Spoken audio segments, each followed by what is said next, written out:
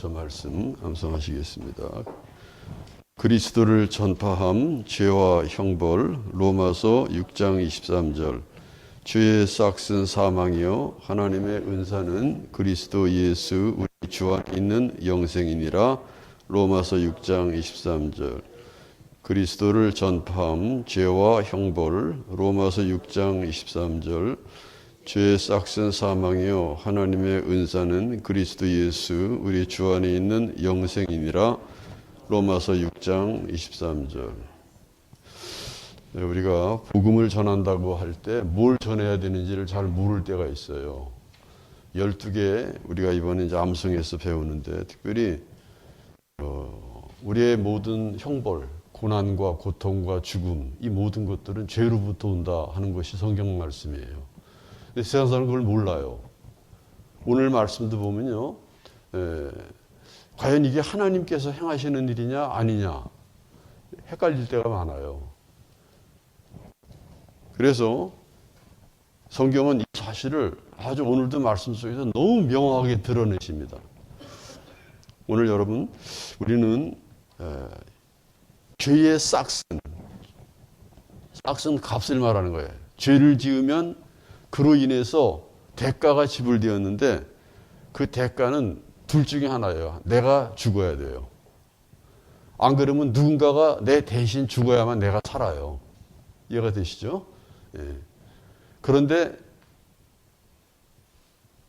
내 죄를 위해서 당신은 당신의 죄를 어떻게 처리하셨습니까? 라고 물어봤을 때 여러분들은 둘 중에 한 가지 답변해야 돼. 죄 졌으니까 죽어야죠. 벌 받아야죠, 뭐. 그리고 벌 받고 죽으면 돼요. 그러나 그것은 사는 길이 아니잖아요. 그죠? 그러나 우리에게 또 하나의 놀라운 답이 있어요. 이게 바로 복음입니다. 뭐죠? 주님께서 내 죄를 위하여 십자가에 죽으셨습니다. 나는 하나님이시란 말이에요. 하나님께서 수많은 사람들이 다 수많은 방식으로 죄의 문제를 해결할 수 있다고 떠들어대고 이 길 저 길 찾아다닙니다. 그러나 하나님이 제시하신 길이 있어요. 내가 너희를 사랑해서 너희 스스로 해결할 수 없는 죄와 죽음의 문제를 해결하기 위해서 독생자 예수를 보냈다. 저가 너를 위하여 죽으셨고, 이제는 구약시대 때는 제물을 통해 용서받았던 것처럼 모든 인류가 용서받을 수 있는 길을 내가 열어놓았다. 바로 예수님이시다. 그리고 예수님 십자가에 죽으셨던 거죠. 예수님 선언하셨어요. 너희 모든 죄를 흘리는 나의 피라고. 이걸 믿고 받아들이는 순간, 하나님의 약속을 믿고 받아들이는 순간, 하나님은 그 약속을 따라 우리를 구원하신다 하는 것이 성경의 약속이에요. 이게 복음이에요. 이 복음을 전하라는 거예요. 여러분 알아들으시겠습니까? 이렇게 명확하게 설명해 드려도 나 복음이 뭔지 모르겠다. 내가 전해야 될 복음이 뭔지 모르겠다. 이런 말을 한 분도 하시지 않았으면 좋겠어요. 그래서 죄값은 죽음인데 하나님은 우리에게 선물을 보내셨다. 바로 예수님을 통해서 영생을 우리에게 허락하셨다. 그러면 이 복음을 듣고 마음이, 그래, 내 방법대로 세상 사람들 죄 해결책 찾아봐야 해결책이 없는데 어차피 모든 인생은 다 죽게 되는데 이 죽음의 길에서 벗어날 수 있는 영생의 길이 있구나. 사는 날 동안에도 내 육신의 장막을 벗고 내 영혼이 하나님께로 가는 그 영생의 길, 바로 예수님 안에 있구나. 이거를 믿고 붙드는 사람이 정말 복되고 복되다고 성경은 말하고 있어요. 이 축복의 주인공이 여러분 되시기를 축원합니다. 사실 오늘 말씀은 고난주간 첫 번째 주신 말씀인데, 여기서 우리가 주목해야 될 것이 다윗의 심정이에요. 다윗의 심정. 우리가 그 1절에 보면 이렇게 시작이 돼요. 하나님께서 다윗을 위하여 그의 모든 겸손을 기억하소서라는 기도로 시작. 여기 그의 모든 겸손이라는 말은 다윗은 하나님 앞에서 정말로 하나님의 임재를 사모하고 하나님 앞에 은혜를 받고자 겸손하게 무릎을 꿇었던 사람이다 하는 것이죠. 그리고 그의 모든 삶은 바로 그 하나님의 임재를 사모하는 삶이었다는 거예요. 여기 보면 얼마나 다윗이 하나님의 임재를 사모했는지 2절에 보니까 전능자에게 서원을 했어요. 내가 내 집에 들어가지 않겠다. 내 침상에 눕지 않겠다.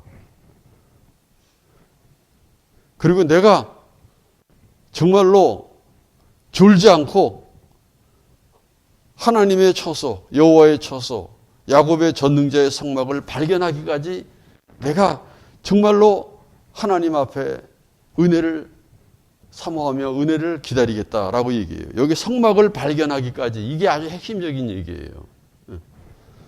이게 왜냐하면 우리가 이렇게 딱 읽으면 이게 원래 그 예루살렘을 순례하는 사람들이 순례할 때 불렀던 노래 중에 하나예요. 여러분이 교회 나올 때 이 찬양을 좀 부르면서 나왔으면 좋겠어요. 왜냐하면 이 찬양이 이게 역사적인 배경을 살펴보면 악소리가 날 정도로 충격적이에요, 사실. 그걸 제가 잠깐 말씀드리려고 그래요.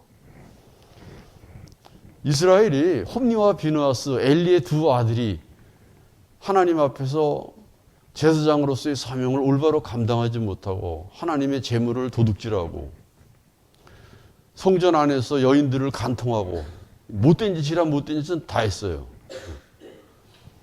그런데 블레셋이 쳐들어왔어요. 그래서 에베네셀이라는 곳에서 전쟁을 하게 됩니다. 그 블레셋과 전쟁에서 1차 전투에서 참패를 당합니다. 4,000명이 죽어요. 너무 충격을 받아가지고 야 어떡하지?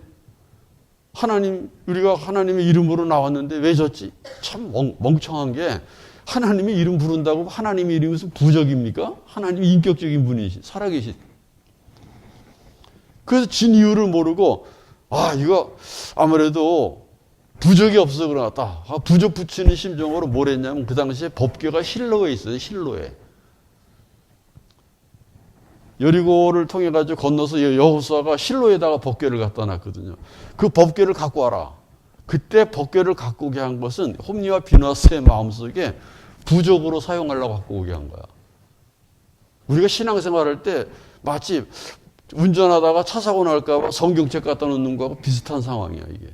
이런 쓸데없는 짓거리 하지 말아요. 예? 이건 하나님을 되게 욕되게 하는 짓이에요, 사실은. 그걸 갖고 와서 전쟁을 했어. 이겼을까요? 졌을까요? 질 정도가 아니라 법궤까지 다 뺏겨버렸어. 참패를 당하고 이 소식이 엘리 제사장한테 전파되자 홈니와 비느하스가 거기서 죽어요. 죽임을 당하고 그 소식을 듣고 엘리가 앉아서 듣다가 넘어져서 목이 부러져 죽고 이 소식을 비느하스의 부인인 비느하스 부인 며느리가 임신을 하고 있었어요. 근데 법궤 뺏겼다, 자기 시아버지 죽었다, 자기 남편 전투에서 죽었다는 소식을 듣고 죽으면서 아기를 낳고 육자죠. 그 부인은 죽어요. 그러니까 집안이 완전 쑥대밭이 돼버린 거예요. 그러니까 법궤가 뺏겼다고 하는 사건이 이게 무슨 의미인지를 분명하게 우리들에게 알게 하고 있어요. 하나님의 임재가 떠났다는 얘기예요. 예배라고 하는 것은 하나님의 임재를 우리가 경험하는 삶이에요. 이 차이를 여러분이 아셔야 돼요. 사실 우리가 하나님 앞에 예배 드리면서도 그날이 그날 같고 뭐 예배 드려도 그런 것 같고 안 드려도 괜찮은 것 같고 착각들을 할 때가 있어요. 바로 이 하나님의 법궤를 빼앗기면서부터 일어난 사건이 예배의 중요성이 얼마나 큰가를 우리에게 보여줍니다. 블레셋이 법궤를 뺏어가지고 아스돗이라고 하는 자기 지역의 산당에다가 갖다 집어넣어놨어요. 쉽게 말하면 승전 기념물이야, 기념물. 증거물이고. 옛날에 우리나라에서 전투할 때 왜군들이 사람을 안 죽이고 하니까 코를 다 베어오게 했어요, 코. 그래서 일본에 가면 조선인들의 코물이 있어요. 코를 수천 명을 베가지고 무덤을 만들어 놨어. 적장에 목을 차는 것처럼 하나님의 법궤를 그렇게 탈취했던 거예요, 블레셋 사람들이. 그래가지고 법궤를 넣어놨더니 그 자기들이 믿는 신전 안에다 넣어놨더니 신전 모가지가 부러지는 거야. 그리고 그때부터 전염병이 돌기 시작을 했어요. 이 전염병이 굉장히 중요한, 하나님의 심판의 방법이 전쟁과 전염병이야, 알고 보면요. 근데 우리는 이 두 가지를 뜻밖에도 굉장히 오해를 많이 해요. 잘못 알고 있어요. 블레셋 사람들도 똑같은 생각을 했어요. 갑자기 왜 역병이 돌지? 그래서 블레셋 사람, 굉장히 많이 아스돗 사람들이 죽어나갑니다.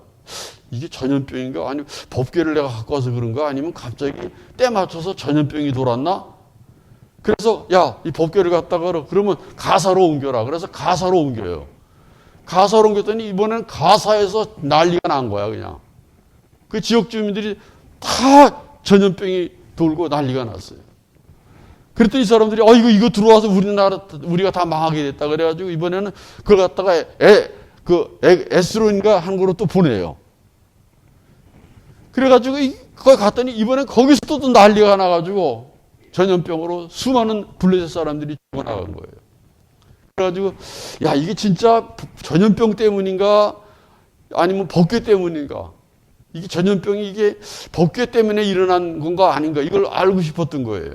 그래서 이 7개월 동안 블레셋 지방의 법궤가 떠돌이가 돼.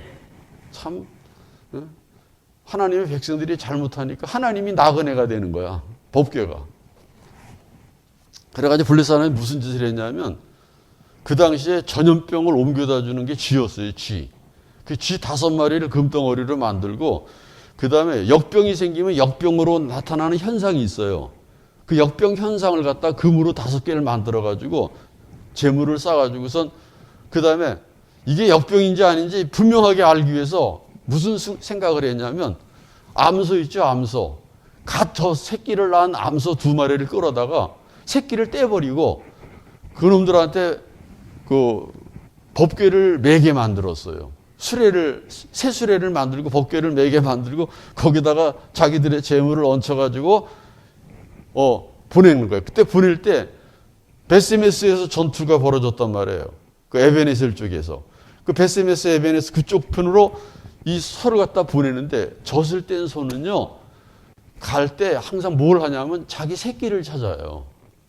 절대 길로 가지를 않아. 자기 새끼를 찾아서 어디로 가요?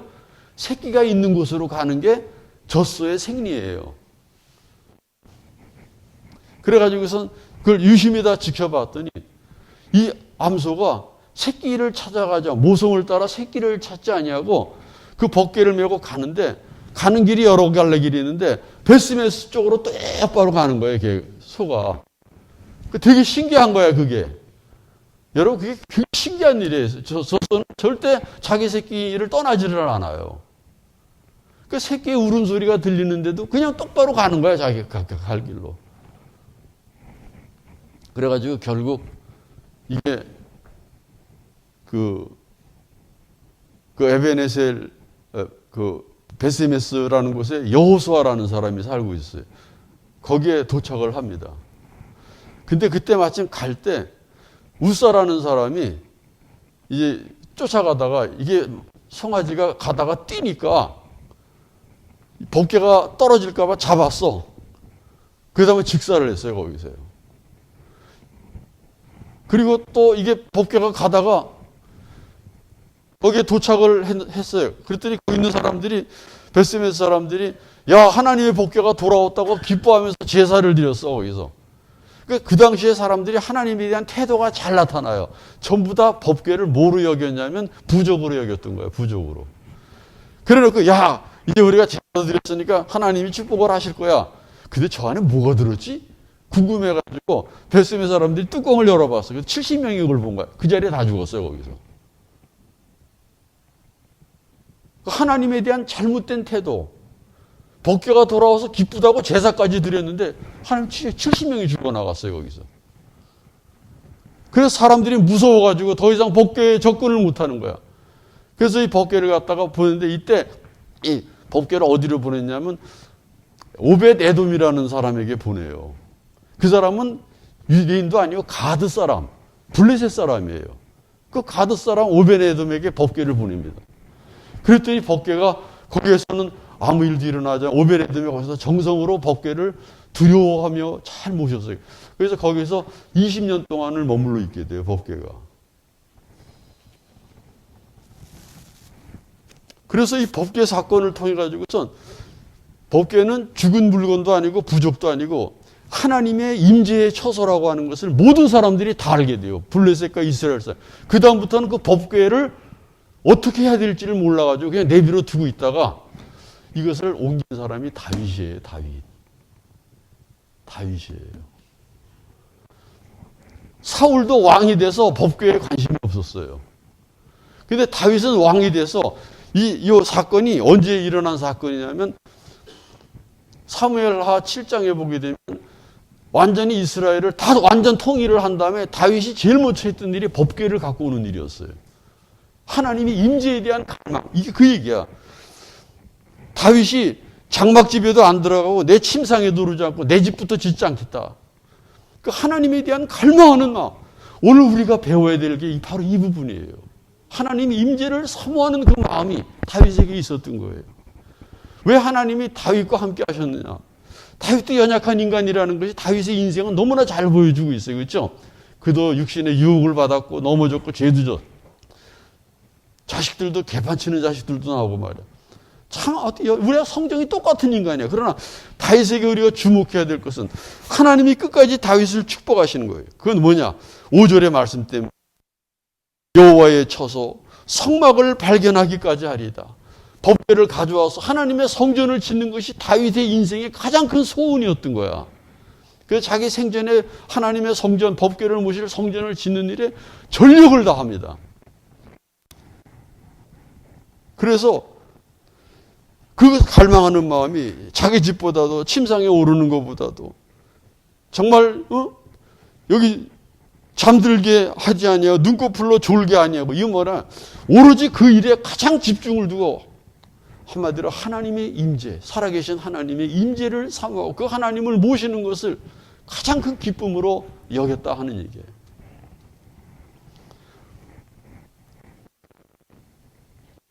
그래서 그것을 들어올 때 또 어떤 일이 벌어진 줄 알아요? 법궤가 들어오니까 다윗이 너무 기쁜 거야. 그래가지고 막 그 배로 짠 옷을 입고 막 춤을 춘 거야. 춤을 춘 거야. 사람들이 다윗이 너무 기뻐하는 모습을 보고 저렇게 기뻐하는구나 하고 다 감탄을 하는데 그 부인이었던 미갈은 그 모습을 또 이렇게 쳐다보고는 참 왕이 채통머리 없이 뭐 하는 짓거리냐고. 신앙생활 할 때 나의 채통을 하나님의 임재보다도 더 귀히 여기는 사람들이 많아. 이게 얼마나 이게 비참한 행동인지 몰라요. 우리가 어떤 상황이 있어도 하나님 앞에 나와서 고하고 우리의 문제가 해결되는 축복의 현장인데 그러지를 못했던 거예요.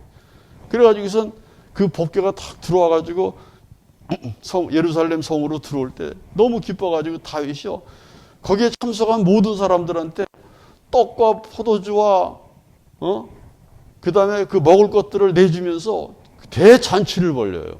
그리고 오는 사람마다 이제 하나님이 우리 가운데 임하셨으니 하나님의 이름으로 축복을 하기 시작을 했어요. 다 만나서 다 축복을 했어요. 다윗이 행한 일이. 이게 사무엘하 7장에 보면 자세하게 나와요.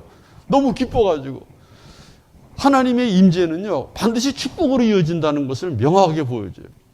그래가지고서 했는데 미갈은 다윗이 그리고 이제 들어오니까 뭐라고 말했냐면 조롱을 하기 시작을 했어요. 어떻게 왕이 돼가지고 채통머리 없이 계집종들 앞에서 춤을 추고 그게 뭐 하는 짓이냐고. 그때 다윗이 뭐라고 말했는 줄 알아요? 내가 더한 모습으로 하나님 앞에 기뻐하며 정말 웃기는 모습으로 내가 보인다 할지라도 나는 계집종에게 절대 조롱받지 않는다. 그 얘기를 해요. 그리고 하나님이 미갈을 치셔가지고 자녀가 없어요. 미갈은 자녀를 낳지를 못하고 하나님이 치셨다. 그러니까 우리가 지금 내가 말씀드린 핵심은 이거예요. 하나님은 살아계시고 그분의 임재가 살아계신 하나님 명확하게 살아계셔서 임재하시는 곳마다 하나님에 대해서 어떤 태도를 취하느냐에 따라서 하나님은 축복하시기도 하고 심판하시기도 한다는 것이 바로 이 법궤 사건의 핵심적인 얘기예요.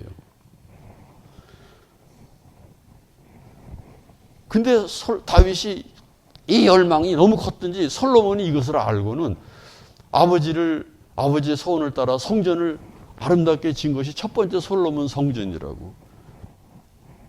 그러나 솔로몬도 다윗과 같이 하나님을 사랑하지는 않았어요. 여기 6절부터 이 말씀은 다윗이 그 법궤를 모셔다 놓고 했던 말이에요. 7절에 보니까 우리가 그의 계신 곳으로 들어가서 그의 발등상에 엎드려 뭐 한다? 예배하리라. 하나님의 임재는요, 언제 일어나는지를 알아야 돼요. 축복의 시작은 언제부터 시작되는지를 알아야 돼요. 바로 올바른 예배로부터 시작돼요. 그러면 도대체 오늘 우리는 하나님의 법궤를 어떻게 하나님의 임재를 경험할 것인가? 지금은 무슨 법궤가 있는 것도 아니잖아요. 그죠? 어떻게 우리가 경험할 것인가? 8절에 보면 이 법궤가 하나님이 임재할 때 여호와여 일어나서 주의 권능의 개와 함께 평안한 곳으로 들어가소서. 하나님을 정말로 섬기면서 그 다음에 이 법궤가 오므로 어떤 일이 벌어졌냐면 9절에 주의 제사장들이 생겨나게 되고 그 법궤 앞에 모든 성도들, 주의 성도들이 함께 모여서 찬양을 하며 외치는 예배가 시작이 됐던 거예요. 그래서 역대사를 보게 되면 다윗에 관한 이야기를 별도로 집필을 해놓은 거예요. 역대 상하가. 그 중에서 특별히 역대서에서 가장 주목하는 부분이 하나님을 어떻게 예배하고 있는가 보여주고 있어요.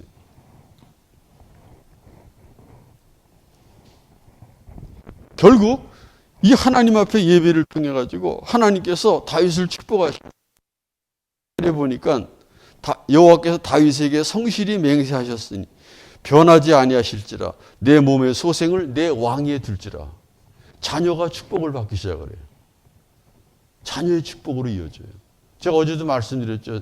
자녀는 하나님의 은혜의 영역인데 모든 부모들은 자식이 똑똑하고 이쁘고 잘 되기를 원하지만 그렇게 크는 자식이 많지가 않아. 하나님께서는 내 몸의 소생을 내 왕위에 둘지라. 한마디로 다윗의 왕위가 계승되게. 그래서 그 계승되게 된 것이 바로 유다의 역사야. 그렇죠? 계속 계승되게. 그리고 12절에 보니까 내 자손이 내 언약과 그들에게 교훈하는 내 증거를 지킬진대. 이게 중요한 단서 조항이야. 자녀들이 이 사실을 깨닫고 하나님의 임재를 사모하고 하나님의 말씀을 따라 지키면 그들의 후손 영원히 내 왕위에 앉으리라. 여기 영원이라는 말이 나와. 그러니까 우리가 정말로 영혼과 잇대어진 삶, 정말로 만대까지 축복을 계승하는 방법은 하나님 앞에 올바로 예배하는 자를 만드는 일이에요. 제가 여러분들에게 목회자로서 해야 큰 사명이 뭐냐? 여러분 올바로 예배하도록 돕는 일이에요. 보세요. 15절에 어떤 약속입니까? 내가 이 성의 식료품에 풍족히 복을 주고 이제부터 축복이 시작이 돼. 하나님이 임재하시니까 식료품에 우리 다 먹고 살기 위해서 돈 번다 그러잖아. 식료품 먹고 사는 문제, 육신의 문제가 해결이 되기 시작을 해. 뿐만 아니라 떡으로 그 빈민을 만족하게 하리라. 자기만 축복받는 게 아니라 그로 말미암아 그 주변의 가난한 자들에게 축복의 통로가 되게 하신다는 거야. 그를 통해서 모든 사람들에게.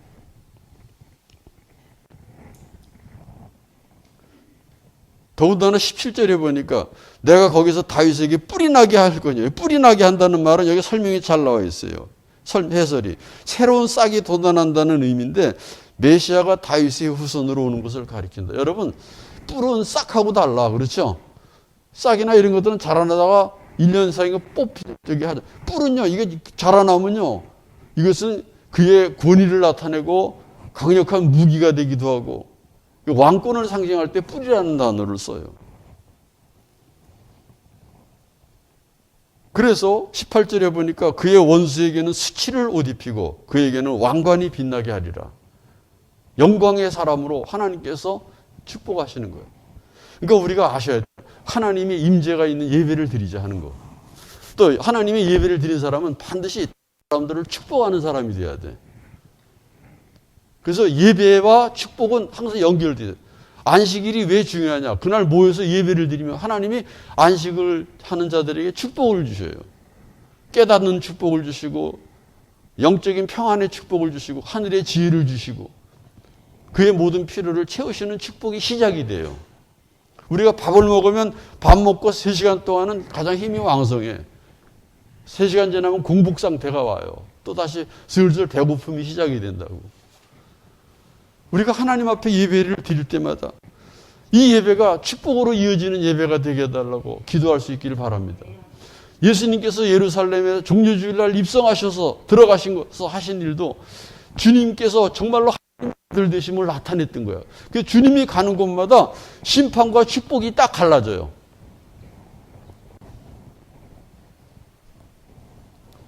여기서 우리는 오늘 내가 참다운 예배자인가? 예배 요소를 잘 보면요.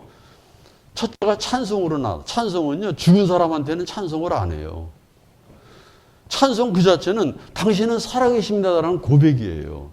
여러분 찬송 부를 때 정말 마음을 담아서 찬송하시기 바랍니다. 찬송은 찬송하는 자에게 하나님의 축복이 임하게 돼 있어요. 찬송의 은혜는 찬송하지 않는 사람에게는 절대 임하지를 않아요. 네 입으로 예수를 주로 시인하는 삶이에요. 찬송은. 찬송과 가사처럼 내 마음을 담아서 하나님을 향해서 예배할 때 그때 하나님의 임재가 시작이 돼요. 이걸 깨닫고 한때 우리 한국의 찬양 집회가 엄청나게 왕성한 그 찬양 예배를 통해 은혜 받은 사람이 얼마나 많은지 몰라요. 여러분 찬양으로 하나님의 임재를 경험하시기를 축원합니다. 그리고 두 번째로 해야 될 일이 말씀을 통한 말씀이 말씀이 육신이 되어 이 땅에 오신 분이 예수님이야. 주님은 가시면서 우리들에게 말씀을 남기셨어. 바울도 떠날 때 에베소 장로들에게 말씀에게 부탁한다 그랬어요. 하나님의 임재는 말씀을 통해 임하는 거예요. 그 여러분들이 말씀을 깊이 묵상하고 그 말씀을 암송하고 가슴에 새기고 자꾸 제가 암송시키면 여러분을 괴롭히려는 게 아니야. 이게 하나님의 임재를 경험하는 길이고 이때 하나님의 말씀을 통해서 여러분들의 영혼이 새로워지기 시작해요. 기도가 힘을 얻게 돼 있고 그 말씀을 통해서 여러분들의 정신이 제정신으로 돌아와요. 이게. 분명한 기준이 생기게 되고 옳고 그름을 분별할 수 있는 힘이 생겨요. 그리고 말씀이 있는 사람에게는 기도가 열리기 시작을 해. 그래서 하나님께 간구하면서 소원이 달라지기 시작을 해요. 어제도 우리가 믿음 다지기 모임에서 마지막 공부가 나의 소원을 바꾸자였어요. 신앙생활의 핵심은 소원이 바뀌는 거예요. 우리가 바꿔야 될 소원은 주기도문의 소원이에요. 주기도문은 예수님의 소원입니다. 주님의 소원이 나의 소원 되게 해달라고. 여러분 주기도문 할 때마다 아이고 이제 예배 끝나게 됐네. 주기도문하고 끝나니까 사람들이 착각을 하는 거예요. 아 주기도문하면 예배가 끝나구나. 그래서 무슨 주기도문 끝나는 시그널로 착각을 하고 있어요. 아니에요 그게. 내가 이제 떠날지라도 주님의 소원을 가슴에 품고 살겠어요. 그 주기도문의 소원의 가장 핵심이 크게 세 가지. 아버지의 이름이 계속 나와. 아버지의 이름. 그 다음에 두 번째가 우리의 기도야. 우리 공동체. 예배의 가장 중요한 또 하나의 본질이 공동체 예배예요. 혼자 예배 드리는 건 예배가 아니에요 사실. 착각하지 마세요. 오늘 성경에도 보니까 하나님께 예배들 법궤가 오니까 주의 성도들이 즐거이 외치는 일이 벌어지게 되고 그들의 후손들 하나님께서 축복이 시작이 되는 거예요. 그 여러분들 자녀들을 예배드리게 해야 돼요. 왜? 여러분 자녀가 복받기를 원한다면 이거 얼마나 중요한 일입니까? 아니 너희들은 못 알아들으니까 알아서 세상에 이런 법이 어디 있어요? 제가 신방 가면 여러분 자녀들이 꼭 축복받도록 나와서 예배드리고 목회자가 가서 예배드려준다는 것은 그곳에서 하나님의 말씀이 선포되는 작은 교회가 되는 건데 이 축복을 모르는 사람들이 있어요. 제가 안타까운 것은 신방에 대해서도 여러분들이 굉장히 무관심해졌다는 사실이에요.